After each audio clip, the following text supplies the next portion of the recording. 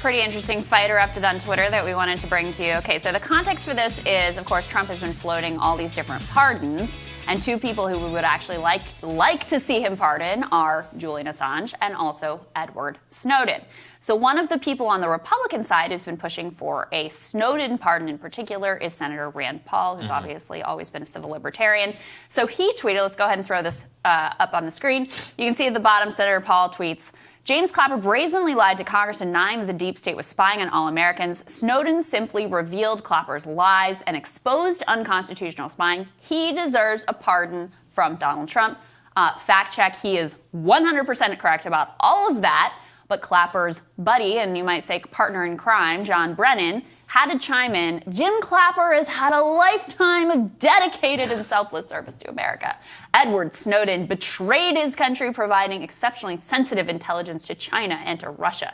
You consistently demonstrate utter ignorance of U.S. national security. You disgrace the Senate, okay. Saagar. All right, yeah. So Glenn Greenwald, as usual, is the best response. Let's throw up his tweet there from the screen. He says, you and Clapper, both inveterate pathological liars, abused your power, have massive blood on your hands, got caught repeatedly lying to the American people, and your only punishment was getting hired at CNN and MSNBC. You hate Snowden because he exposed your crimes. He continues. Let's keep going there. He continues there where he's saying, this is the reality of John Brennan and James Clapper are. You can see about all these outlets which are absolutely fawning over him. And of course, the amazing part of this is whenever John Brennan says that Rand Paul is disgracing the Senate.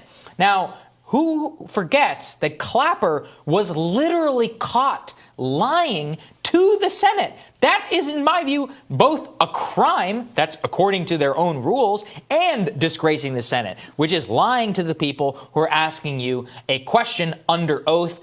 Don't forget this moment. Let's take a listen.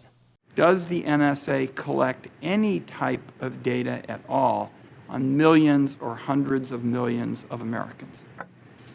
No, sir. It does not. Not wittingly.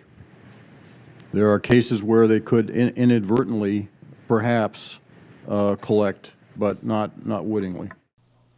Total lie, Krystal. Complete and lie. The best thing is Ron Wyden knew he was lying because he was briefed into the intel, but he couldn't reveal it. So he asked him that, and he was like, wanted to put him in the box.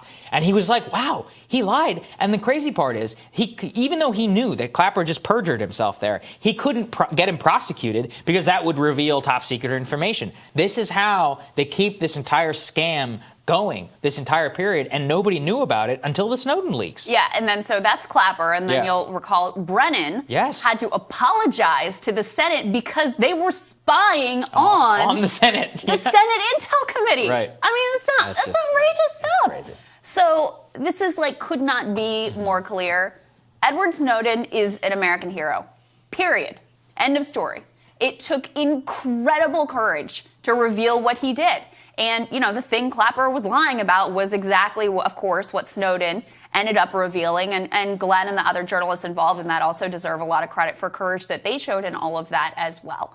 At the time, there was all this hand-wringing about, oh, my God, this is going to be terrible, and for our service members overseas, et cetera, et cetera. They were never able to point to one instance where this actually damaged national security.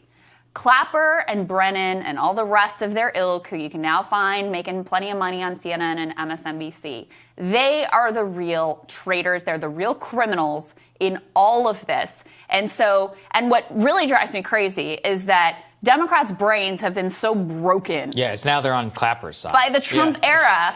Right. That now they're like, because Rand Paul would say this, and because other people on the right and Republicans have come around on this because now they have their own concerns about the quote unquote deep state, they've now taken the side of the national security state just purely out of knee-jerk partisan insane reaction. Yeah, and don't worry, all of the people who are actually against the pardon and all of that, now they work for Joe Biden. Susan Rice and many of the other people who were implicated and involved in that under Obama, they're back in, so buckle up, folks. We know what we're going to get. Do you think there's any chance that Trump will actually pardon Snowden or Assange? It's possible. Snowden maybe, Assange probably not. Oh, maybe the opposite. I don't actually know, because Trump does have a deep affinity for WikiLeaks.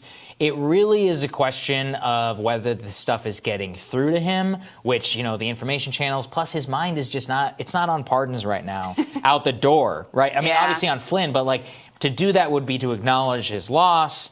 I think it would take a lot for it to get to his desk. I don't know if it necessarily has made it that way. And then even on the merits, look, there's going to be a lot of people who are in the White House who'd be like, you can't do this. The CIA director would definitely lobby against it and all of that. And Trump has not yet. He never declassified documents. At the end of the day, whenever he was going to do something that was totally at odds with the national security state, he almost always sides with them. Yeah. And so on this case, I just don't see it. So my only hope is that more Democrats come out against it. So he's to spite them. Yeah. So he does it to own them. But I don't have a whole lot of hope in that regard either. I just don't see it. He has given in to them every single time. When the FBI was like, please don't declassify this, he was like, okay. When the CIA director is like, please don't declassify this stuff, he's like, okay, we'll partially declassify. He's never gone in the direction which would truly strike a blow at their heart. And you would think that you would do that on the way out, but to do that, you have to acknowledge you're on the way out. And so it's going to be tough. All good points. Yeah. Tomorrow on Rising, Michael Starr Hopkins and Marshall Kosloff, they're going to join us for the panel.